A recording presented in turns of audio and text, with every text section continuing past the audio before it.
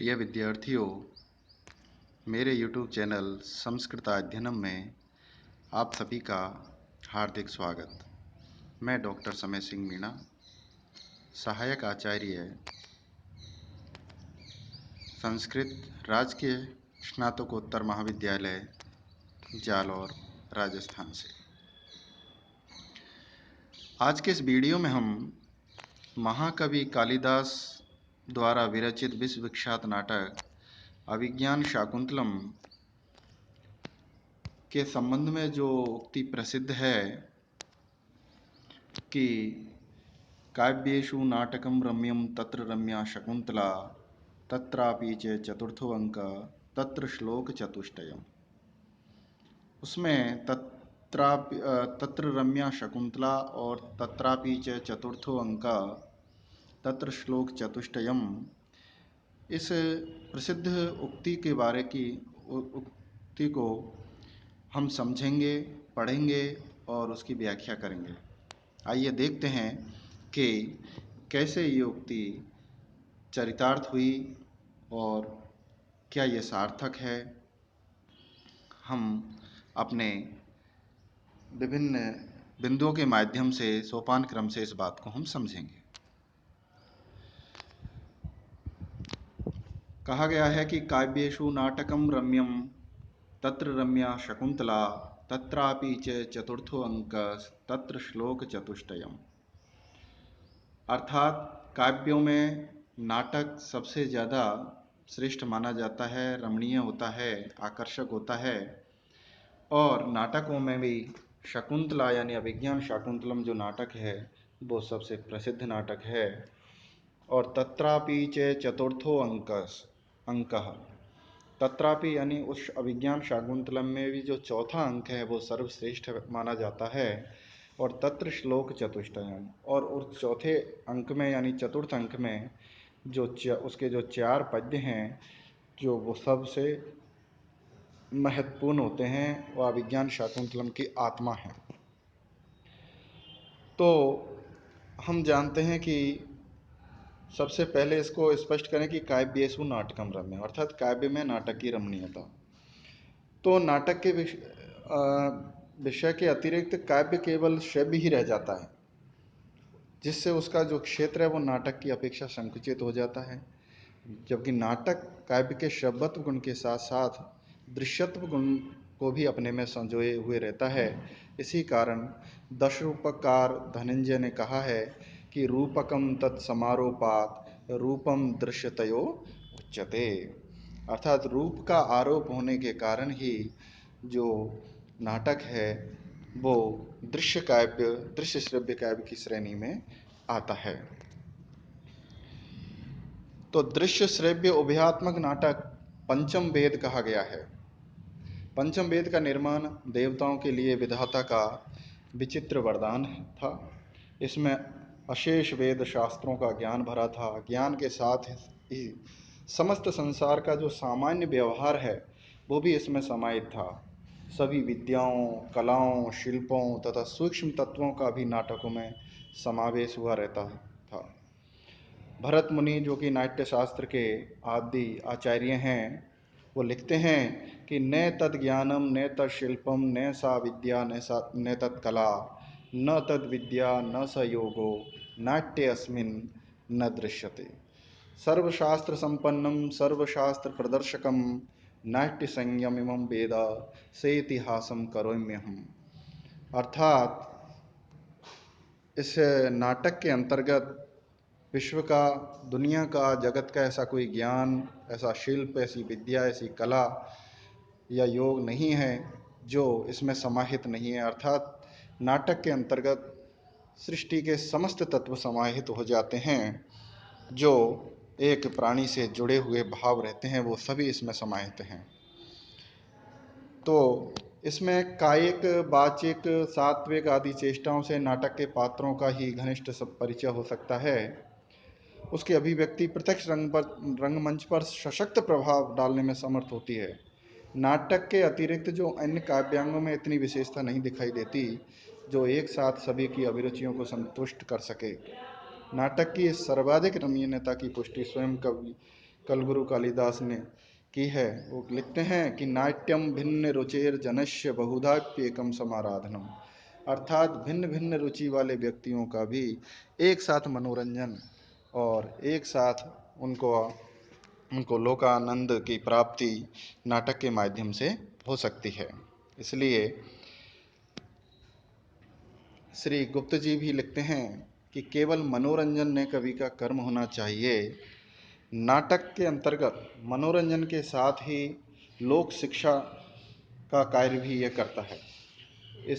यह लोक शिक्षण में भी पूर्ण सफल है, साथ ही अन्य विषयों में भी, क्योंकि भरत जी लिखते हैं कि दुखार्तानाम शमार्तानाम शोकानाम शोकार्तानाम तपस्विनाम विश्रांति जननम काले नाट्यमेतद् भविष्यति, धर्म्यम यशस्यमायुष्यम हितम बुद्धिर्विवर्धनम लोकोपदेश जननम नाट्यमेतद् भविष्यति।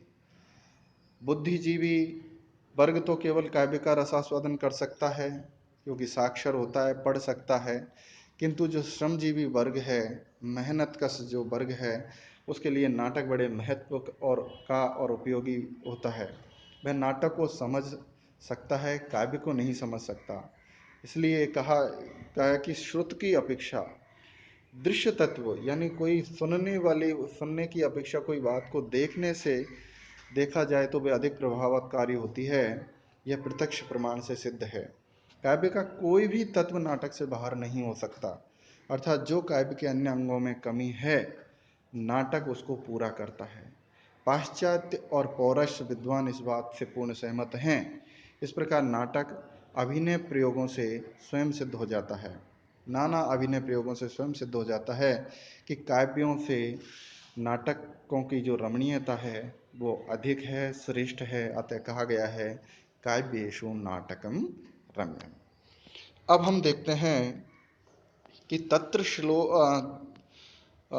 तत्र रम्या शकुंतला, ये यहाँ पर एक पंक्ति में ही मैं यहाँ पर बात को कहना चाहूँगा कि जो नाटक हैं उनमें महाकवि कालिदास द्वारा विरचित अभिज्ञान शाकुंतलम जो नाटक है वो सर्वश्रेष्ठ है। इसमें प्रकृति चित्रण, प्रकृति का मानवीयकरण, संसार के जितने भी मानवीय भाव यहाँ पर बहुत ही अच्छी शैली के माध्यम से महाकवि कालिदास ने उपस्थित किए हैं। पूरी भारतीय संस्कृति एक साथ यहाँ पर प्रस्तुत है। यहाँ हर तत्व, काम, क्रोध, लोभ, मोह का यहाँ बहुत अच्छी तरह वर्णन किया गया है। अब मैं मुख्य विषय पर आता हूँ, जिसमें कहा गया है कि तत्र श्लोक चतुष्टयम्, अर्थात अभिज्ञान शाकुंतलम में भी जो 4 पद्य हैं चौथे अंक के, वो बहुत ही सर्वश्रेष्ठ हैं। तो यदि इन 4 तत्वों को, 4 पद्यों को अभिज्ञान शाकुंतलम से हटा दिया जाए तो वह नीरस हो जाएगा, निर्विकार हो जाएगा। तो कहा गया है कि महाकवि कालिदास की कृति अभिज्ञान शाकुंतलम का प्रत्येक श्लोक यद्यपि काव्य के सौंदर्य से ही नहीं वर्ण भाव पक्ष से भी अलंकृत करता है। सहृदय साहित्यिक शाकुंतल के चमत्कारपूर्ण पद्य को पढ़कर आह्लाद से युक्त हो उठता है।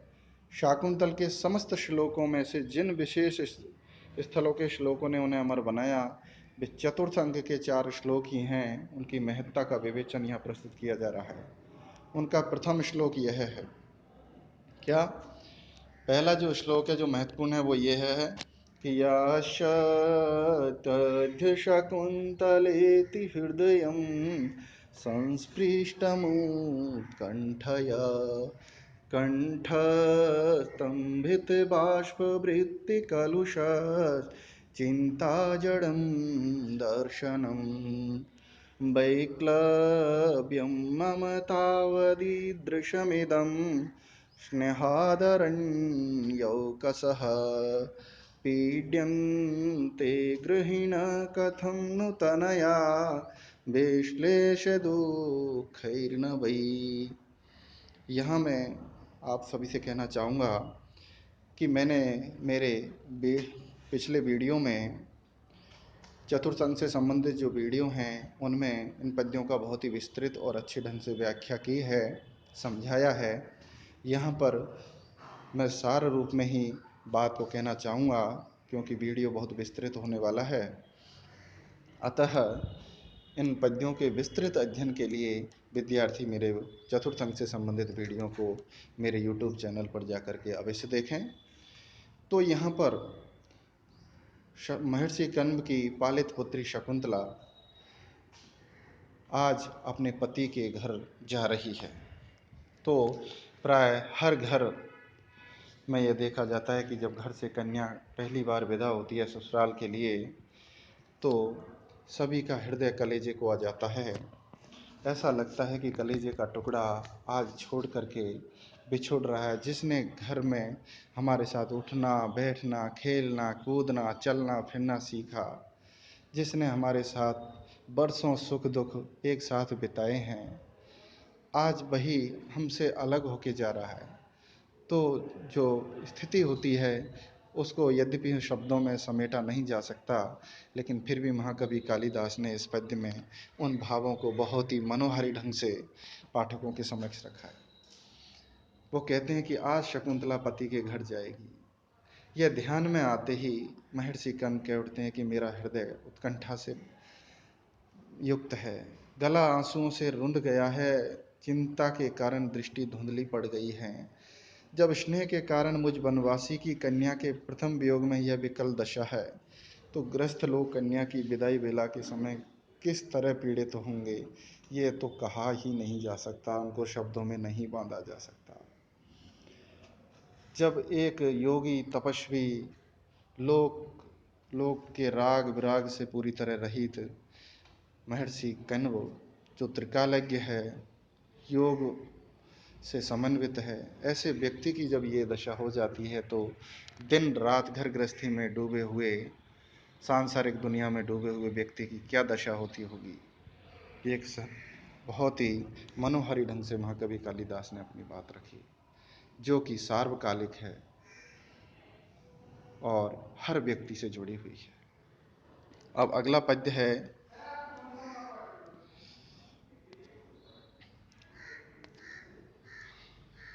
कि जब वो जाती है शकुंतला पति गृह, तो आश्रम के जो पेड़ पौधे हैं उन सबसे विदाई के लिए महर्षि कण्व कहते हैं, जिस तरह घर परिवार गांव वाले मिल करके बड़े करुणमय वातावरण में अपनी पुत्री को विदा करते हैं, वैसी स्थिति इस पद्य में है। जो दूसरा पद्य है कि पातुं न प्रथमं व्यवस्यति जलं योष्मासु पीतेषु या नादते प्रियमण्डनापि भवतां स्नेहेन या पल्लवम् आद्येवः कुसुमप्रसूतिसमये यस्याभवत्युत्सवः सेयं याति शकुन्तला पतिगृहं सर्वैरनुज्ञायताम्। आइए देखते, बहुत ही मनोहारी वर्णन महाकवि कालिदास ने किया है कि तुमको बिना सींचे जो स्वयं कभी जल ने पीती थी, और आभूषण प्रिय होने पर भी प्रेम आप लोगों से अत्यधिक स्नेह के कारण आपके पत्ते फूलों को भी नहीं तोड़ती थी, और जब पहली बार आप लोगों के फूल आते थे आपकी कलियों डालियों में, तो वह दिन उसके लिए आनंद उत्सव होता था। वही तुम्हारे साथ दिन रात रहने वाली, तुमसे अपना सहोदर भाव रखने वाली मेरी बेटी शकुंतला पति गृह जा रही है, अपनी ससुराल जा रही है। आप सभी मिल कर के उन्हें विदाई दें, आत्मीयतापूर्ण विदाई दें। इस प्रकार यहाँ पर महाकवि ने मानव हृदय और प्रकृति का सामंजस्य स्थापित किया है, और उनकी प्रकृति जड़ ने होकर मानव जैसी अनुभूतशालिनी हो गई है। मानव जीवन से उसका तादात्म्य है, यही यहाँ व्यक्त होता है। तो बहुत ही सुंदर और मनोहारी वर्णन प्रकृति का मानवीयकरण कर महाकवि कालिदास ने काव्य की उत्कृष्टता को प्राप्त कर लिया है। तीसरा जो पद्य है वह है कि अस्मान् साधु विचिन्त्य संयम धना उच्चैकुलं चात्मनः त्वय्यस्या कथमप्यबान्धवकृता स्नेह प्रवृत्तिं च तां सामान्य प्रतिपत्तिपूर्वकमियं दारेषु दृश्या त्वया भाग्यायत्तमतः परं न खलु तत् वाच्यं बंधुभिः। अर्थात महर्षि कंद अपने शिष्य शारंगधर से अपनी ओर से राजा दुष्यंत को संदेश भेजते हैं। शारंगधर के माध्यम से महर्षि कंद कहते हैं कि मेरी ओर से राजा दुष्यंत को ये विचार हमारी ओर से एक पुत्री के पिता की ओर से संदेश उनको देना कि हम लोग तो तपस्वी हैं, आप उच्च वंशीय हैं। इन दोनों बातों का आप अच्छी तरह स्मरण कर लेना। और आपने जिसने परिवारजनों से अनुमति नहीं ली है, ऐसे आप दोनों ने जो गांधर्व विवाह किया है परस्पर, उसको ठीक से विचार करके हम अर्थात पुत्री के परिवार वालों को सिर्फ इतना ही कहना है कि आप उनको अपनी अन्य रानियों में समान आदर भाव के साथ उनको देखना। यदि इससे अधिक इसको कुछ लिखा है, यदि इससे अधिक इसको मान सम्मान मिलता है तो ये इसके भाग्य के अधीन है। वह हम नहीं कहेंगे कि आप इसको विशेष ये सुविधा देना या ये इस तरह रखना, लेकिन हम सिर्फ इतना कहना चाहेंगे कि आप अन्य रानियों के समान ही इसको पूर्ण मान सम्मान और आदर के साथ अपनी पत्नी बना करके रखें, क्योंकि इससे अधिक कहने का दायित्व एक दुल्हन पक्ष के व्यक्तियों का नहीं होता है। यदि इससे अधिक ससुराल पक्ष में, बेटी के ससुराल पक्ष में कोई यदि इंटरफेयर होता है या दखलंदाजी होती है तो विगृहस्थी में दरार का काम करता है। इसलिए एक मर्यादापूर्ण और एक बहुत अच्छा संदेश महाकवि कालिदास ने इस पद्य के माध्यम से दिया है। अब जो चतुर्थ पद्य है वह है कि शुश्रूष गुरुन कुरु प्रिय सखी वृत्तिं सपत्नी जने भर्तुर्विप्रकृतापि रोषणतया माश्म प्रतीपं गमः भूयेष्ठं भवदक्षिणा परिजने भाग्ये स्वनोच्चेकनी यान्त्येवं गृहिणी पदं युवतयो वामः कुलस्यादयः। अब महर्षि कंद अपनी बेटी के लिए संदेश देते हैं, उनको समझाते हैं कि आपको ससुराल में जाकर के किस प्रकार का व्यवहार करना है। और मैं मानता हूँ कि ये जो संदेश है ये सार्वकालिक है, सार्वभौमिक है। तो हर बाप को अपनी बेटी से इतना ज़रूर कहना चाहिए और इससे अधिक बेटी के ससुराल पक्ष में दखलंदाजी नहीं करनी चाहिए। महर्षि कंद अपनी बेटी शकुंतला से कहते हैं कि आप घर में जाकर के अपने गुरुजनों, ससुर आदि गुरुजनों की सेवा करना, अपनी सपत्नियों यानी सौतों से अर्थात दुष्यंत की अन्य रानियों से आप मधुर व्यवहार करना, सखी जैसा व्यवहार करना। और पति किसी कारण आपसे क्रोध में आकर के कुछ कह भी दे, आपका अपमान भी कर दें, तो कभी भी उनके विपरीत आचरण मत करना, उनके विरोध में मत जाना। और अपने परिजन जो नौकर चाकर हैं, सेवक हैं, उनके प्रति अत्यधिक उदार रहना। कभी भी अपने भाग्य पर अहंकार मत करना।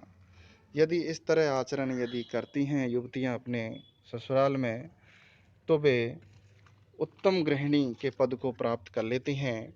और यदि इसके विपरीत कोई आचरण करती है तो वह उस कुल खानदान के लिए, न केवल ससुराल पक्ष के लिए बल्कि पियर पक्ष के लिए भी आधी यानी मानसिक बीमारी बनकर रह जाती है और वह दोनों ही कुलों को कलंकित करती है और नष्ट करती है। इस प्रकार इसमें भारतीय संस्कृति के एक अनुकूल, एक आदर्श पिता अपनी पुत्री को विधा विला में आदर्श उपदेश दे ही क्या सकता है। आश्रम पालिता पितृ प्रेम लालिता लाडली बेटी के पिता भोग विलास शासन संबंधी कूटनीति शिक्षा न देकर व्यवहारिक शुद्ध शिष्टाचार ही सिखा रहा है। राजकुल में जाने वाली बेटी को ऐसी शिक्षा वस्तुतः भारतीय ऋषि ही दे सकता है। साहित्य में हमें ऐसे रूप के दर्शन अनेक देखने को नहीं मिलते हैं। त्यागमयी वृत्ति सिखाना तपोनिष्ठ महर्षि पिता के लिए सर्वथा शोभनीय है। भारतीय साहित्य का यह अकेला श्लोक ही श्रृंगार है। अब सारांश रूप में हम ये कह सकते हैं कि इस प्रकार न केवल काव्य सौंदर्य अपितु मानव जीवन के सुंदर यथार्थ में भावों से युक्त अभिज्ञान शाकुंतलम के चौथे अंक में ये 4 श्लोक समस्त साहित्य में बेजोड़ हैं। स्पष्ट उक्ति हो जाती है कि काव्यों में नाटक की रमणीयता श्रेष्ठ है और नाटकों में अभिज्ञान शाकुंतलम रमणीय है, एवं अभिज्ञान शाकुंतलम में भी चौथा अंक तथा चौथे अंक में भी ये 4 श्लोक सर्वश्रेष्ठ हैं, जिनका विवेचन हमने अभी किया है। इस प्रकार यह युक्ति बहुत ही सार्थक है कि काव्येषु नाटकम रम्यम तत्र रम्या शकुंतला तत्रापि च चतुर्थो अंक तत्र श्लोक चतुष्टयम। तो विद्यार्थियों, यह हमारी जो उक्ति है तत्र श्लोक चतुष्टयम इससे सिद्ध हो जाती है।